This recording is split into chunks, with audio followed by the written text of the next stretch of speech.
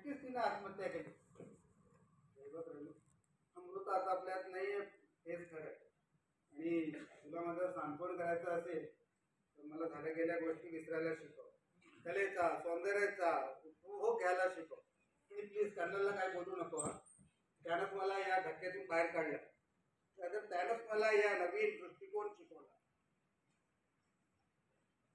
अमृता गेल्यानंतर आज मी जसा असं तसा तुझ्यासमोर उभा आहे ना, त्याचं सगळं श्रेय कर्नलला जातं.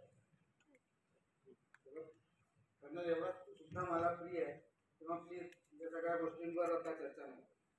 ठीक आहे, या विषयावर मी आता काही बोलणार नाही. अरे हो, विचारायचं राहून पोलिसांनी त्याची चौकशी नाही ना केली. चौकशी कशासाठी? आणि अमृता प्रकरणाबद्दल अलीकडच्या दिवसात तू तिच्या जास्ती जवळ होता ना, तिच्याबरोबर फिरायचा. तुझ्याविषयी कोणासमोर बोललेस ना मी?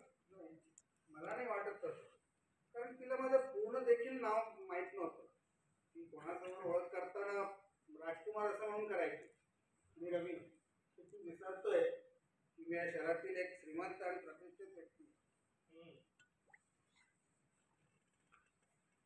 अरे, या सुंदर चित्रात पडला का? रवी, तो पडदा उघडू नकोस. का? इकडल्याचे कमीच बघायचं. तू जर ते पडदा उघडलास तर आपली मैत्री संपली. प्लीज लांब राहत. मीच काढलेलं चित्र मीच बघायचं नाही. आणि बहुधा मी ते चित्र प्रदर्शनासाठी जाहीरनाट केलेल्या पाठवायचं म्हटलं का?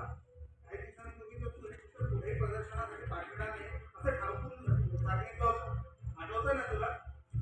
आठवतं. मग आता काय झालं? कर्नलला तुझे चित्र प्रदर्शनासाठी का पाठवणार नाहीये विचारायला सांगितलं. रवी, काही रहस्य घडलेलं नाही. रहस्य? कसलं रहस्य? असेल काहीतरी. तू आधी मला ते सांग, मग मी माझं रहस्य सांगेन. अरे, रहस्य वगैरे काही नाही. जरी मी ते तुला सांगितलं तरी ते तुला पटणार नाही. जाऊ दे, मी हे पेंटिंगला हात लावू नये असं तुला वाटत असेल तसंच होईल. नाही रवी, मला ते कळलंच पाहिजे. ठीक आहे, सांगतो मी. बैस. मी ऐकतोय.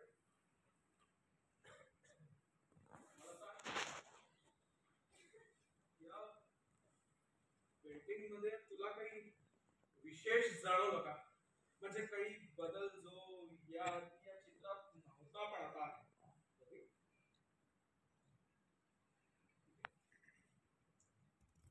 शांतपणे ऐकू काय सांगतो. जेव्हा मी तुला पहिल्यांदा भेटलो, म्हणजे जेव्हा पहिल्यांदा आपली भेट झाली, तेव्हापासून तुझ्याविषयी अनामी गोड माझ्या मनात राहत होता. असं वाटलं तशी अनामिक शक्ती मला तुझ्याकडे ओढली.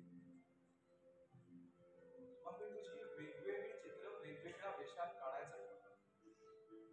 पण नेमका जसा तू आहे तसं तुझं चित्र मला काढायचं होतं. आणि दिवस मला तुझं ते चित्र काढताना असं वाटायला लागलं जणू तुला शरण गेलं. माझा आत्मा तुझा आत्माशी एकरूप झालाय, तल्लीन झालाय. असं वाटायला लागलं की तुझ्याकडे संमोहित होतो. म्हणून मला ते चित्र कुठेही प्रदर्शनासाठी पाठवायचं नव्हतं अथवा विकायचं नव्हतं. असं करणं म्हणजे माझ्या आत्म्याचं प्रदर्शन केल्यासारखं वाटलं असतं. नंतर वाटायला लागलं की या पेंटिंगच्या बाबतीत जरा जास्तीच पॉझिटिव्ह होतं. म्हणून नंतर तुला विचारून ते चित्र जहागीर आर्ट गॅलरीला पाठवायचं असं ठरलं. आता तू नको म्हणतोय तर नाही पाठवणार. म्हणून मला वाटतं पेंटर म्हणून, एक चित्रकार म्हणून, एक कलाकार म्हणून मला या चित्रात जे दिसलं तेच तुला दिसलं की काय? तुला नेमकं काय दिसलं मला माहित नाही. जे मला दिसलं ते थोडं वेगळंच होतं. मी ते चित्र बघू शकतो का? नाही, आज नाही, उद्या नाही आणि परत कधीही नाही. ठीक आहे. मला चित्रासाठी पुरापोज देशील? मला नाही वाटत आता ते शक्य आहे. ठीक आहे, येतो मी.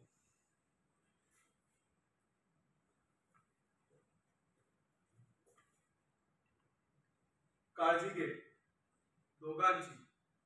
दोघांचे? हो, तुझी आणि